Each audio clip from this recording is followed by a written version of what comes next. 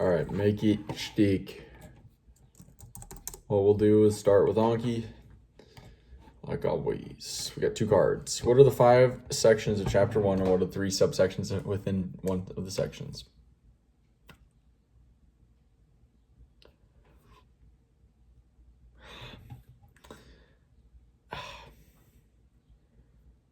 Claims we make in this book.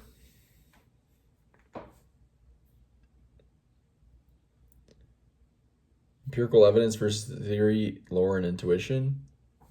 There's 3 subsections within there.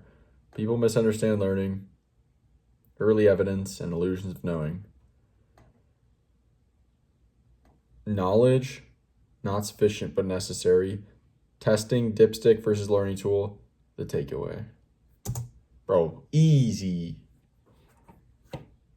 Easy dub, bro. 1.5 months, we'll see that one again. What are the 9 sections and 9 subsections of chapter 4, embrace difficulties? How learning occurs, which we started yesterday. Encoding, which we read yesterday. Consolidation, which we started yesterday. Retrieval. Extended learning, updating retrieval cues.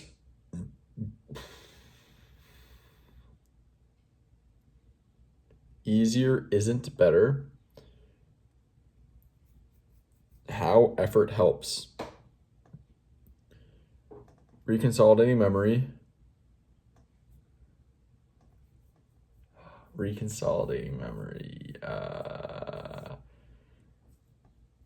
Creating mental models. Broadening mastery.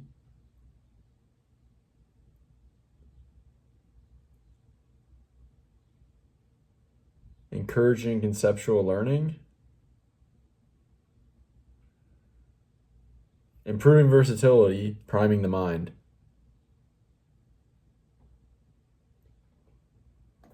Other learning strategies that implement desirable difficulties.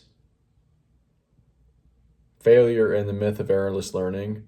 An example of generative learning. Undesirable difficulties, the takeaway. All right, the only word I messed up was I said encouraging conceptual learning. It's actually fostering conceptual learning, but other than that, we got them all, so that's pretty solid. So I got the idea. All right, that was actually really solid. So what did we read about yesterday? Well, just got reminded that we read about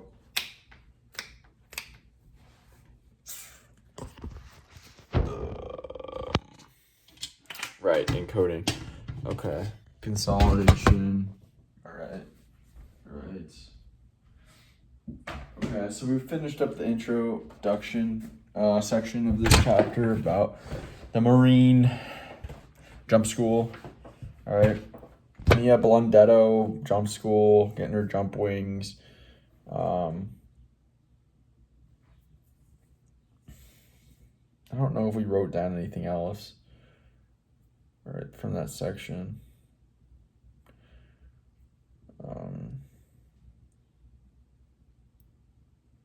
I don't think there's anything of that important note. Okay, let's get into the how learning occurs then. So they're kind of giving a brief overview of how learning actually occurs. They start with the first subsection, encoding. Encoding is so you got something that's external, you got a mental representation of this external thing, this process, this skill, this knowledge, right? You have this mental representation. This mental representation is known as a memory trace. Okay, it's a mixture of chemical and electrical signals. And so the process of taking something external, it going through the sensory perception, and then becoming a mental representation, aka a memory trace, that is known as the process of encoding, right? They talked about short-term memory in this section a bit, using the analogy of like a whiteboard or a blackboard. Things come in all a day, you write it down, and then you erase it.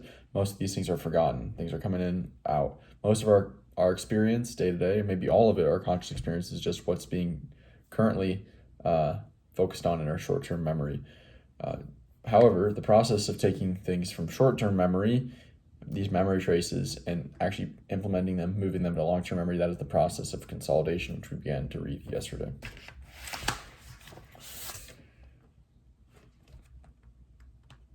All right, I just wrote down from the section from our reading from intros yesterday. It's one thing to feel confident about your knowledge. It's another thing to demonstrate mastery. I just felt like I probably had to write something down, or I should write something down, I guess. Okay.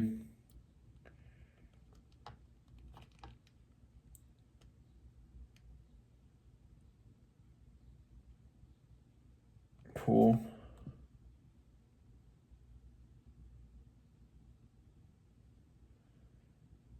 I wrote in this note, I don't think there's a location in the short-term memory, but there may be a partial location in the short-term memory, whatever's activated when we're awake continuously throughout the day.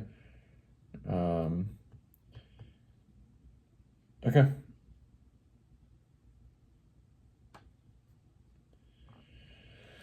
All right. Now I will continue reading Consolidation, and I'll be back to recall it a bit. All right, we just finished reading Consolidation section. There's a lot in there. Basically, consolidation occurs over hours or more or longer after the retrieval, and this or the practice. And this seems to be about the brain going back over the material, reviewing it, filling in the blanks, and then connecting it to already learned knowledge. And the connection is a big part of the learning. Sleep seems to be pretty important and valuable for consolidation.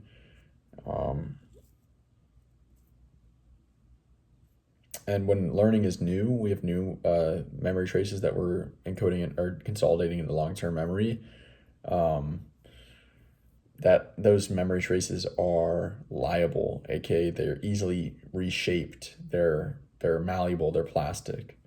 But over time, with more and more consolidation, they become more solid, more robust, more set in stone. But they can be they're always plastic, but they become more robust and structured. Again,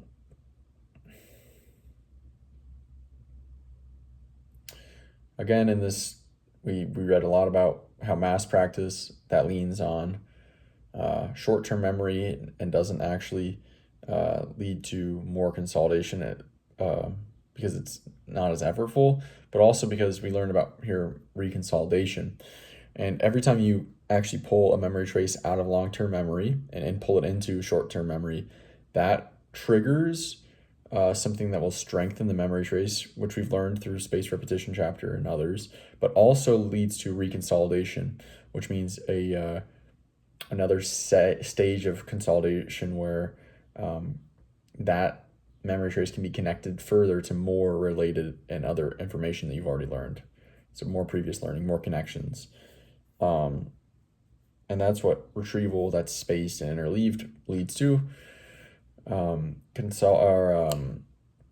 Mass practice leads to much less consolidation per amount of time spent because you're leaning on that short-term memory. You're getting rapid progress, but you're not actually retrieving from long-term memory. You just keep it stuck in short-term memory rather than pulling it out of short or long-term memory into short-term memory, which leads to, again, reconsolidation and strengthening of the memory trace itself. And then one more other thing, they use the writing of an essay as an analogy for consolidation. You know, the first time you try it, it's clunky, it's all over the place. Then after a few more revisions, it gets better. You get more clear on what you're trying to say. You find out what you're trying to say through writing, and then you come back a day or two later, and then you know, oh, here are the 3 points I'm trying to make. I see what I'm trying to say, and I'm getting rid of the extra points and clean it up even further. That's like kind of like an analogy for learning. I kind of sometimes think of like you're sculpting and you're throwing clay. You need to get the clay, and you're just first like just trying to get the mass amount of material and the general shapes and form, and then you can start to fine tune and to you know, chisel out certain parts and reshape certain parts and add a little bit more here and really focus on the details. But at first, you're just trying to get the general form. We'll call it clay. All right.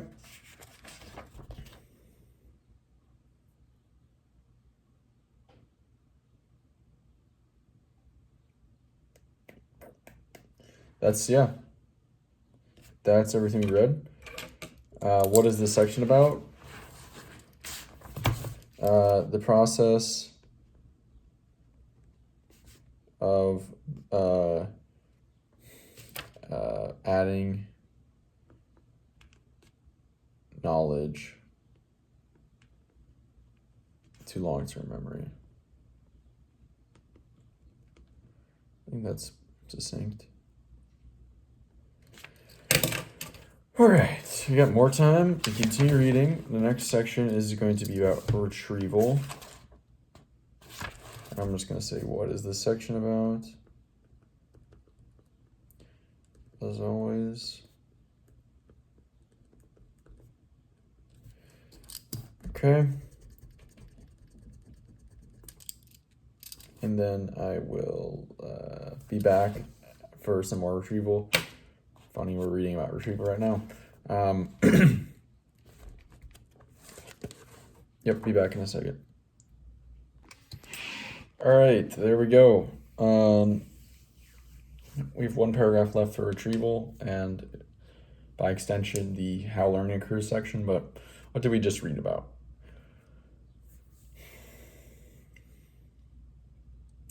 Right. If you think about it logically,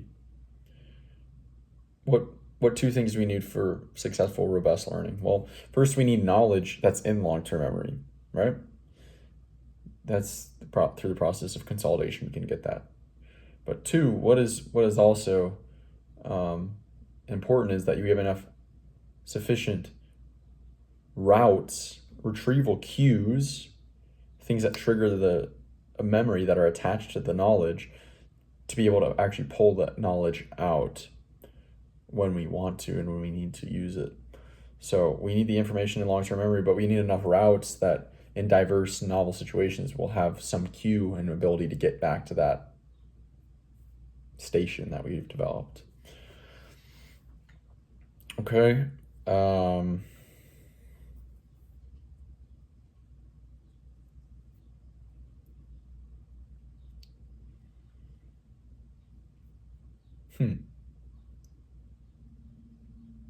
Yeah.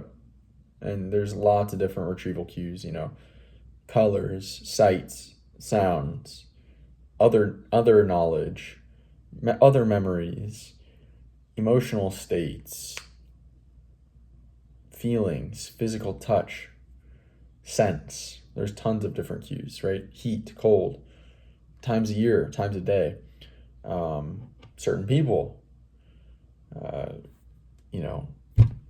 whatever it may be. There's tons of cues, so we want to get attached as many cues as possible. And how do we gain more retrieval pathways? How many gain more retrieval cues? Spaced repetitions, varied practice, just more retrieval, and especially retrieval in more unique scenarios. And every time you do retrieve something, it will be in a unique scenario. You'll be older. It'll be different time of the day, different season, different day of the year, different whatever. Every time you do a retrieval, it will be in a more unique situation. But the more unique retrievals, the more retrieval pathways and retrieval cues will develop.